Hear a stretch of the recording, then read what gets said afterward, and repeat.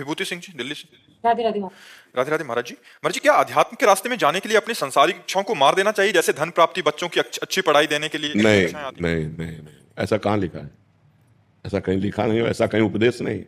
जो उपदेश दे ऐसा वो ठीक नहीं है। धन कमाना है लेकिन धर्म से युक्त होकर कमाना है, पाप कर्म करके नहीं। बच्चों को पढ़ाना है लेकिन उनको आदर्श की शिक्षा देनी है। जो बड़े महापुरुष हो गए वो शिक्षा देनी है। हमको गंदे बच्चे नहीं बनाने। माता पिता गुरु होते हैं, प्रथम गुरु होते हैं। खूब अच्छी पढ़ाई करो लेकिन उनको बैठ करके आदर्शमयी शिक्षा भी दे। देखो बेटा, जब तक ब्याह ना हो जाए किसी लड़की की तरफ ना देखना। देखो बेटी, हमारी बात मानो, तुम हमारे बच्चे हो, जब तक तुम्हारा हम ब्याह ना कर दें तब तक किसी लड़के का संयोग मत करना।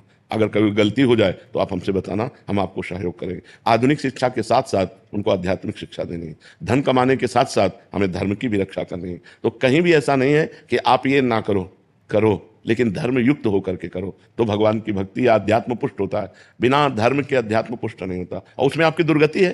आपका हृदय जलेगा, आपका मन शांत होगा, बात खुल जाएगी, समाज में निंदा होगी। अगर कानूनी अपराध है तो आप जेल जाओगे।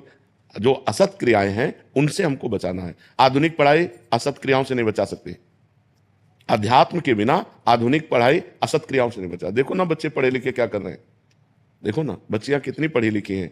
मतलब परिणाम तो सोचना चाहिए कि अब जो मैं कर्म करने जा रही हूं इसका परिणाम क्या होगा। जब तक अध्यात्म क्या है, ये आपको परिणाम सोचवाता है। जो आधुनिक पढ़ाई है परिणाम नहीं सोचती, वर्तमान की क्रिया केवल सोचती है। और जो अध्यात्म है, यार मैंने ऐसा किया तो फिर ऐसा भी हो सकता है, ऐसा भी हो, नहीं ऐसा नहीं करूंगा, वो परिणाम सोचकर भयभीत होकर बच जाएगा।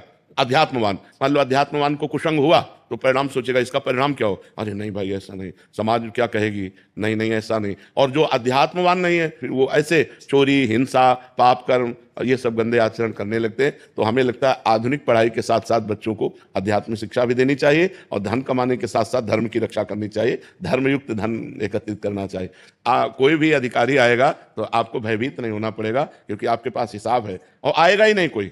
धर्म से चलने वाले के पास कोई नहीं आता है, आप पक्की समझ लेना, क्योंकि उसको इतना होता ही नहीं है। वो अपने परिवार का पोषण करके किसी तरह जी रहा है, लेकिन वो शांति से जी सकता है। और ये जितने अधर्म के हैं, जब इनकी पोल खुलती है तो इनकी दुर्दशा हो जाती है। पैसा जाता है, स्वयं जेल जाते हैं, समाज में बेइज्जती होती है। इसलिए घूस न ले, अधर्म का धन न ले, बेईमानी न करे, ईमानदारी से धन कमावे और नाम जप करे भगवान का, और अध्यात्म में अपने परिवार को चलावे। बहुत से ऐसे गृहस्थ, धन्य है इनकी गृहस्थी। सुबह से पूजा पाठ पूरे घर में शुरू, बच्चे भी पूजा में बैठते हैं और स्कूल जाते हैं, खाना पीना सब पवित्र, उनका माता पिता उनको शिक्षित किए हुए हैं अध्यात्म से।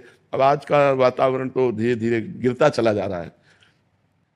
तो आज जो अध्यात्म विहीन बुद्धि है वो कैसे गलत गलत